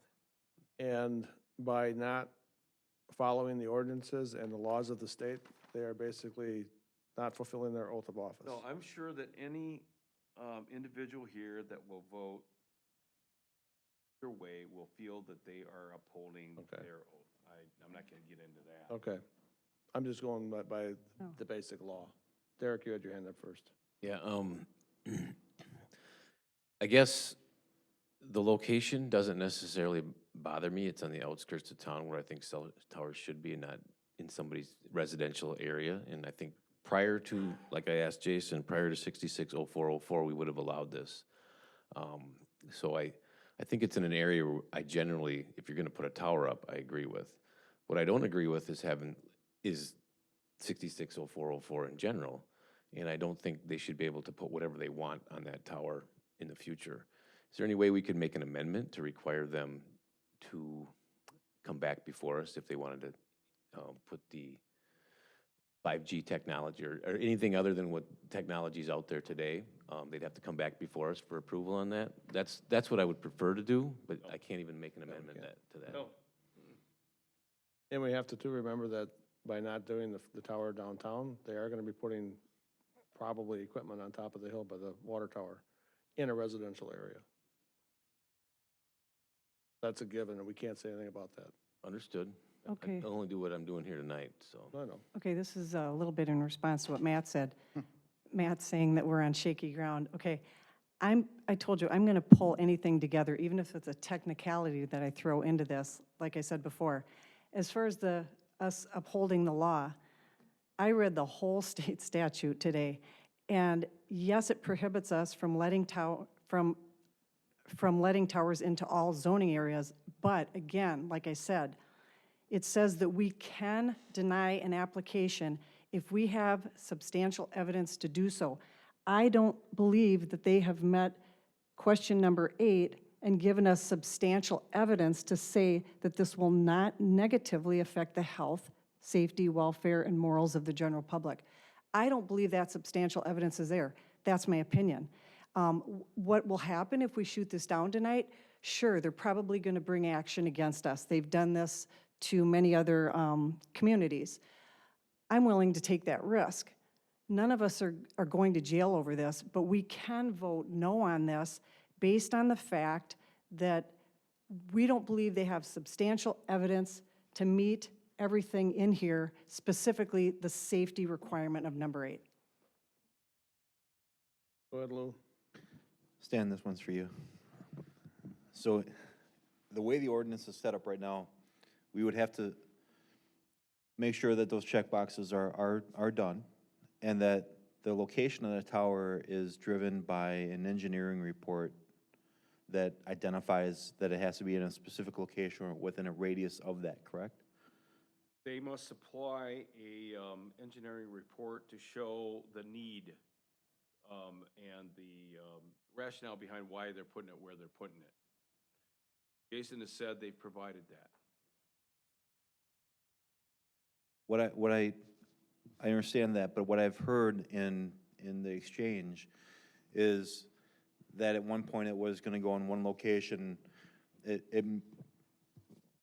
west of where it is located. The reason is where it is right now isn't because the FAA said it was going to be the safest, it's because somebody at a kitchen table that he was having a conversation said that it should go closer to the landing strip than farther away from the landing strip. So to me, that exchange doesn't identify that an engineering report has identified that specific location or a radius within that specific location to service that quadrant of our community. If it, Jason, we have an engineering report that says that specific location was identified as a location that will meet the coverage requirements. And I would imagine that the location they showed before would also be satisfactory. so potentially a more easterly location could also, my concern is the safety of those planes landing. I'm not contesting 5G technology or any of that other ancillary concern.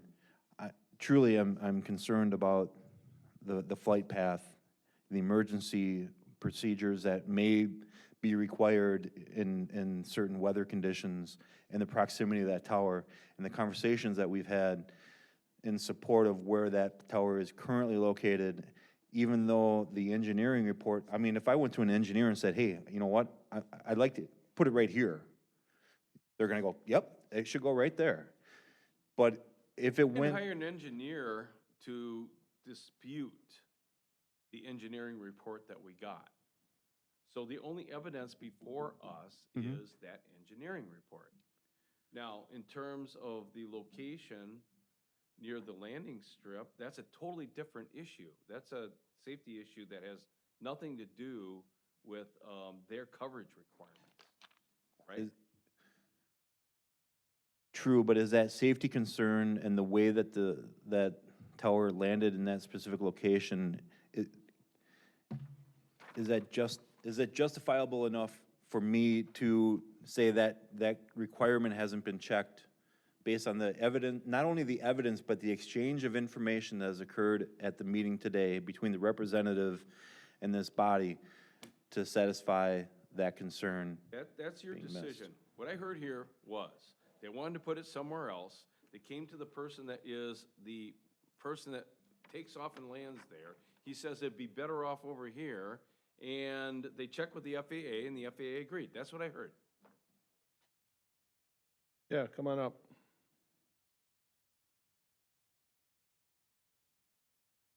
Just to reference back to the conversation, the area in the northwest quadrant of KN16, and again, that dates back 6, 7, maybe 8 years ago. That was a different carrier that was trying to build and construct a tower at that particular point in time. We were not looking at that particular point. We settled on the location that's before you tonight. You settled on it, or it was determined by the engineering firm that that was the best location to service that quadrant? I will speak to that in a little bit more detail. As part of your packet, and Jason, I don't know if you have quick access to this, but there is what they call a search area, which is a map with basically a circle drawn on it. So the radio engineer says, if you can find me a location within this geographic area, that should fulfill our needs. The location that is before you tonight is within that circle. So that is that's the radio engineer's report. Yeah, I know, yeah, I absolutely did. Would that circle remain intact if it was 150 feet farther to the east? Theoretically, are there other locations within that ring that would also fulfill their objective? Yes. Okay. That's perfect. Go ahead, Kevin. 8 years ago, I'm sorry. He wants you up here. You want him up here? Yeah, I do, please. Sorry. Yeah. 8 years ago, they were saying that they wanted to move the tower to another spot. Am I correct? Different carrier. No, a different carrier tried Okay, to that's put fine. a tower in that That's spot, fine. yeah. How high was it? That I don't know. I was not involved in that project. Okay, thank you. Any other questions? Go ahead, Charlie. No, I just have a comment based on the information that I have tonight. I have to agree with Matt, and I am going to support this. Any other comments? Yeah, I think we got to be, again, I'm sorry, Mayor. Go ahead. I figured Go ahead. you, just to encourage my other aldermen to follow the law, follow what's in the state statutes. I understand that we've been given this document as well tonight. The front page of this talks about 5G. According to limitations in paragraph 4 of 6 6.0404 talks specifically about not considering that. So when we're talking about these things and folks are presenting things, we can't consider it as part of this. The record as a quasi-judicial function is what has been provided to us in the package, what's been presented in the public hearing. If somebody thought that it was a bad spot because of the landing strip, there should have been something presented. If they thought that, you know, the current antennas that we have everywhere are causing some harm, there should have been something presented. There should have been evidence taken on that. There hasn't been. So that's the problem. If you all want to oppose these in the future, they need to come up with evidence. We are here, we have the public hearing, we have a quasi-judicial function to take the evidence and then consider what's in front of us. Not what's out there, not the whole world, not every 5G or whatever internet services that are out there. It's what's in front of us. That's our job. That is actually our duty. We may want to stop whatever, you know, we may not want towers anywhere, but there's a reason the laws are what they are. If small communities everywhere start saying no towers, all of a sudden you have no cell coverage, and that's a problem. And I'm going to support this. I do believe that they've presented substantial evidence to comply with our applicable CUP, zoning requirements, and our ordinances for us to approve the tower, and I will be voting to approve it. Kevin? Matt, I have a question for you. You said that evidence that has been presented in front of us, am I correct in saying that? Okay. The information that we received from the public, isn't that considered evidence? Sure, but this isn't supported. This is, we got one letter talking about 5G. She's got references, I believe, on the bottom here. There's one person referenced, and it's 5G. We can't consider, we're not allowed to consider signal strength. Okay. I mean, the statute's very clear. We're not allowed to do it. I'm only asking because I don't know. No, and I appreciate the question. I mean, it's specifically in the limitations of the statute. We're not allowed to consider what kind of signal is going to be there or what's going to be put there. That's restrictions placed on us by our other legislators. We're not a super legislative body here. We're not a star chamber. We can't say we don't like what the state did and the feds did. If we do it, we're going to get sued, and based on the evidence presented today, we're going to lose. Yes. Karen? Matt, you keep saying that we need to follow the law. The statute says that we can deny an application based on it not meeting the substantial evidence in certain areas. Yes, I understand that we have to allow these towers into every zoning area, but the statute says that we can deny an application, and that's following the law. You keep saying that we need to follow the law. We can still follow the law and deny an application. But you have to say why you're denying it.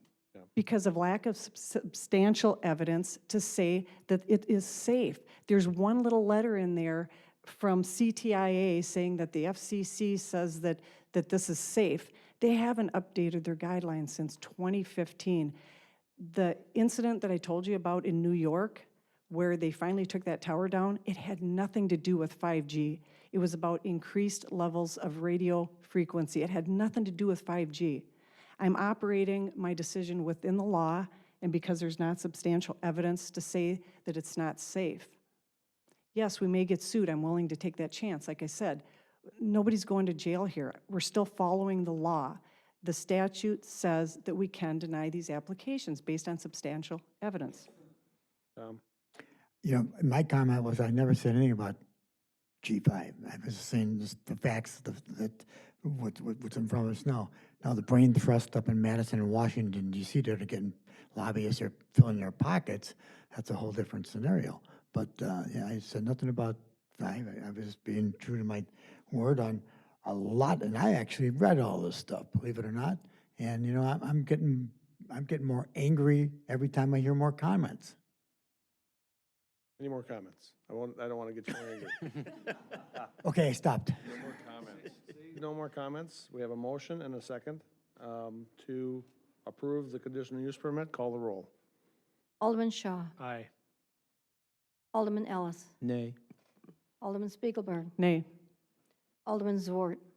Aye. Alderman Stray. Nay. Alderman Kavieski. Aye. Alderman Rogers. Aye. Alderman Rozak. Aye. 5-3. Yep. Motion passes.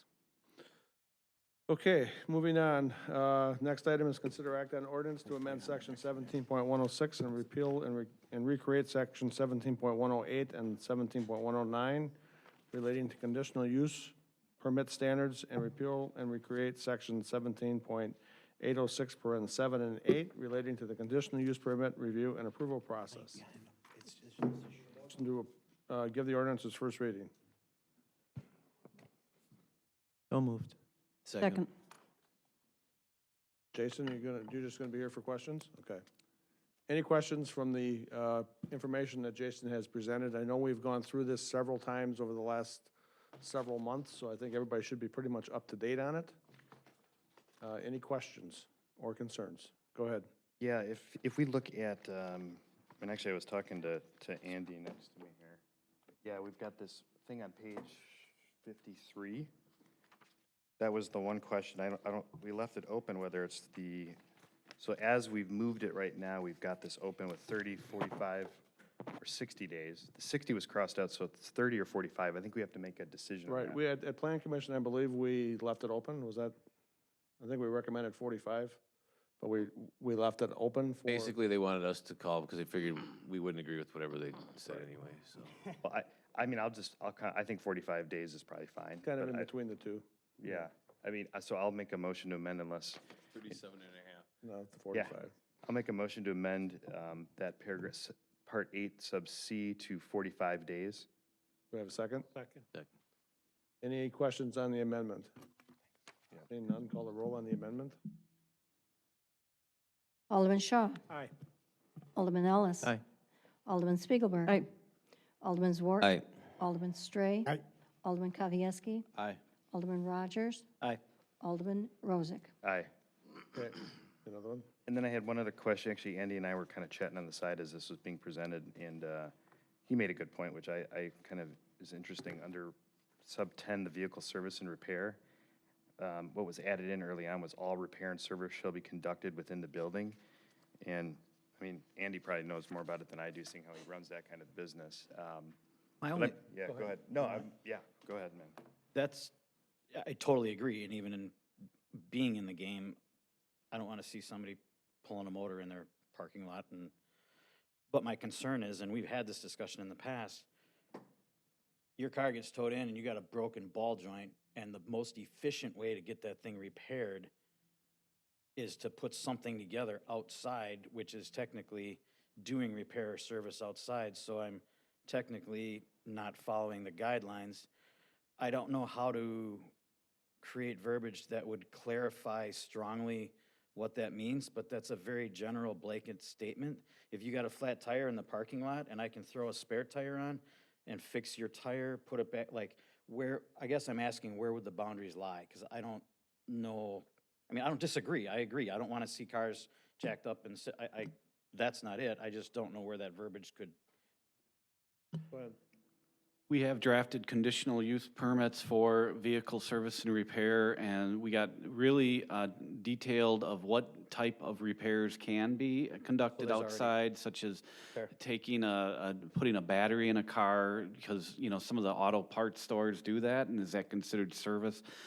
You know, exchanging a headlight or fixing a flat There's tire. already So some- those minor things, I think we can, I think the intent of this is we don't want to see cars up on blocks and Right, dropping an fair. engine Yep, like you yep. said earlier, Alderman Rogers. So I think, you know, but you're right, the way it's written, it says all repair and service, and that can be, you know, I don't want to see someone lose a conditional use permit because they're changing a battery in a parking lot. Fair, So fair. I would suggest, with the can tweak that. exception of minor repairs, comma, all repair and service shall be conducted within the building. That's, I was thinking limited somehow. Yeah, to- exactly. What's yeah. the boundary? It's exactly how I was going to say it, Stan. Exactly.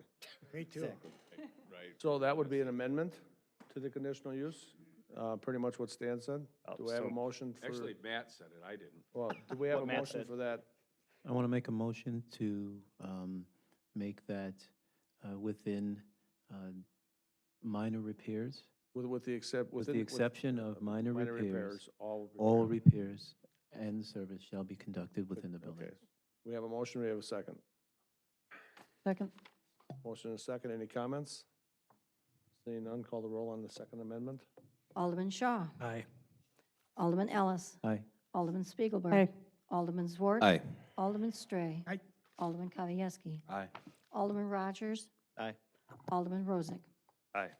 Motion's carried. Now we're back to the original with the two amendments. Any questions?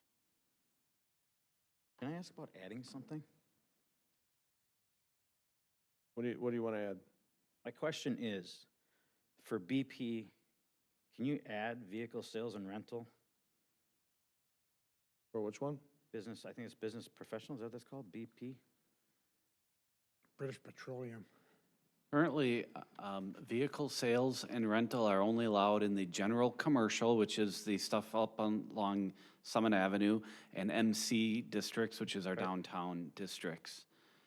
You wanted to add into the BP district, that's our business That's a park. yeah, and I don't know if this is the right place to, or ask Right, or not. because part of this ordinance is included is the chart of the table of allowable uses, and that's where we're starting to maneuver Cs and the Ps, the conditional uses and the permitted by right. So if an alderman's requesting a certain use in a district, this would be the time to change it. That first sentence is it's a CUP and GC and MC districts. That's part of the ordinance. The BP district is listed mostly in the Paps Farms area. There's some up and down Summit Avenue on the south side of the city where like Quick Trip is, and north of Quick Trip is BP. There's some on the Oconomowoc Parkway, and then there's some up in the Armour Road area on Lapham Street. There's a little pocket of BP there, but that's the BP that we have in the city. Normally, what would happen if someone wanted to open a sales, we would rezone it to general commercial or that, so it would fit into the zoning law, or the, so that would fit in, and then that would be a conditional use in that specific. Gotcha, I guess Usually works better that way. I mean, these are all outstanding. I looked over the table of allowed uses, but I'm just wondering, because I know I had asked Jason about it, and he had made mention that in the past, down in the Paps Farms area, kind of by Wisconsin Harley, there has been interest in maybe a RV center or a boat sales or something like that. And I don't know if that's good or bad, but I'm seeing it as a way to generate more reason to come to Oconomowoc. I mean, I'm not doing it, I'm just wondering if is it better just to say, yes, if you're in a BP, you can get based upon conditional use permit requirements? The applicant can Or just, is it- the applicant can just request it to get rezoned. Property owner can get it rezoned. So it's not an issue. Okay. Any other questions? Yeah.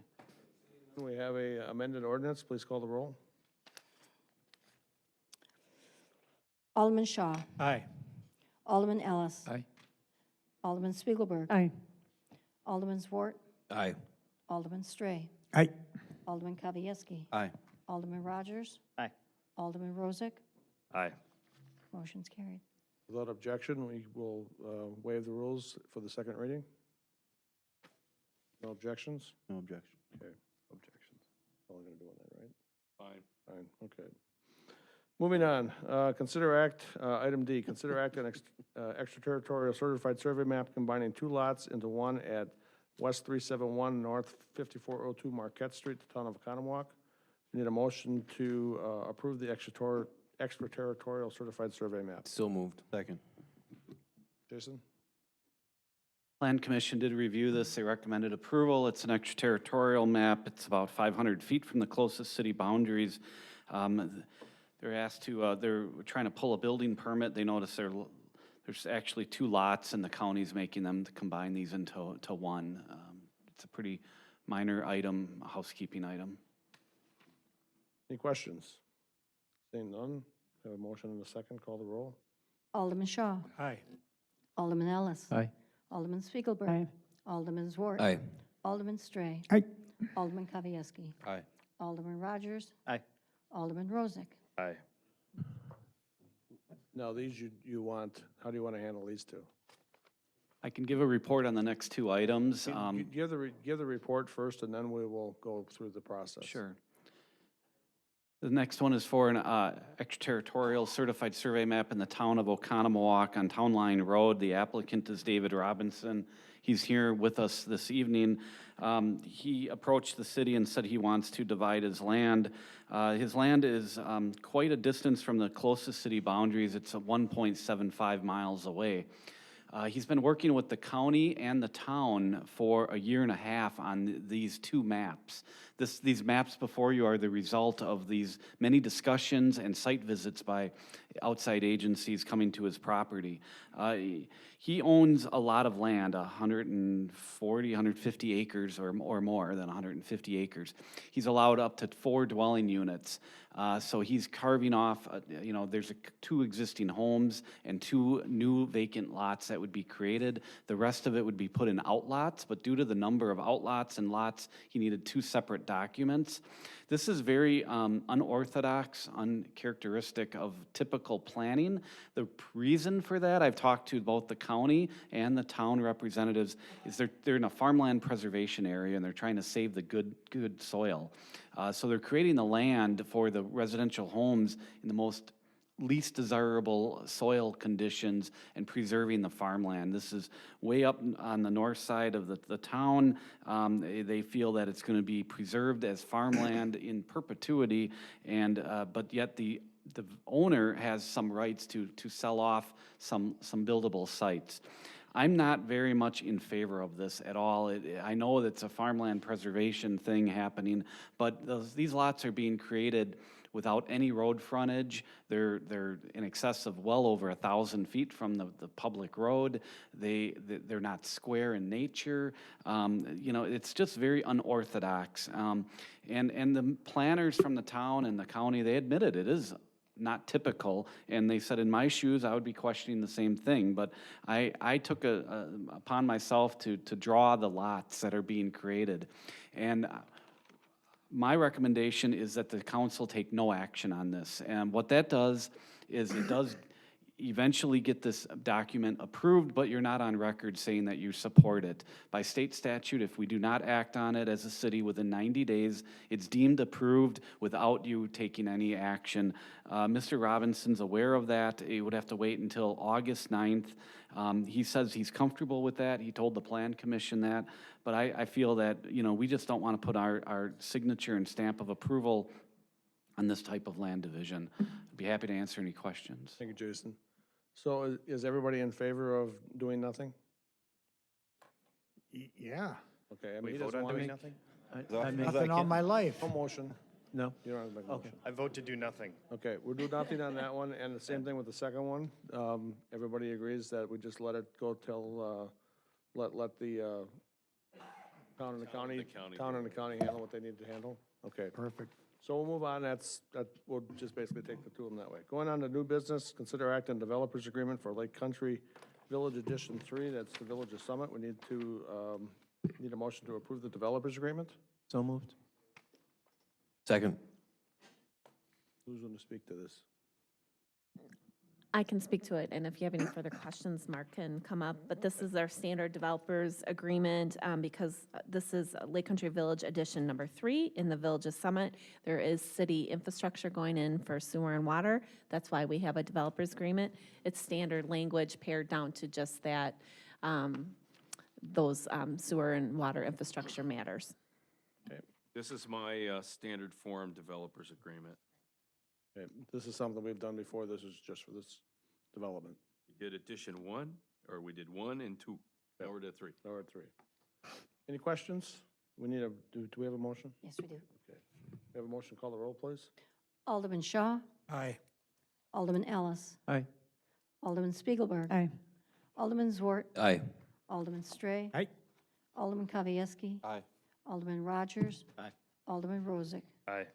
Staff reports? Clean this evening. Comments from the mayor.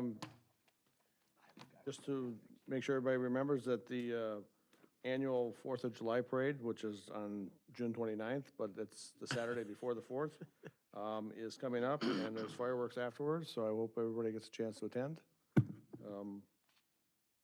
We will have a meeting before the 4th. We have a meeting on the 2nd, so we'll talk and wish everybody a happy 4th of July then. So, any other comments from the alderman?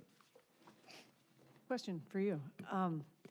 How is that date determined? Because a lot of people have been asking me. Is it the Rotary Club? The Rotary Club, Right. and it's a Saturday before, usually. Generally the Saturday before. Because it's, Okay. usually what happens, if the 4th happens to be that Saturday, sometimes it works that way, but this is a all volunteer effort, Yep. and most of the members of the Rotary want to spend time with their families at that time, so that's when we have it at this time. I just got one thing. I see some signs about, like tomorrow night, there's Yeah. beans and On the wrong beer. date?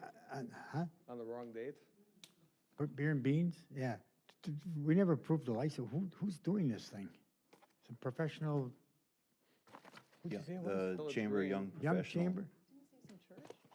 No, I think it's a Chamber of Commerce event, the Young Professional Organization, The wrong date YPO. on the sign. Oh. Well, Right.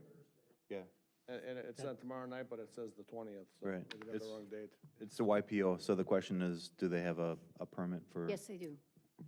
They just get it about an hour ago? License resolution back at the last meeting. We did on vote June on it? 4th. Yep. Huh, I must have been eating the beans and throwing the beer or something, so. Any other comments from Alderman? Go ahead, Lou. Yeah, in regards to the tower vote, I just wanted to go on record that the way I voted was in compliance with the law the way it stands. I had concerns associated with its proximity, but the FAA document kind of overrode the concerns associated with that. So I just wanted to go on record for why I voted the way I did, with all the discussion associated with that proximity. Any other comments? We forgive you. Seeing none, we need a motion to adjourn. I do. Second. Moved and second, all in favor? Aye.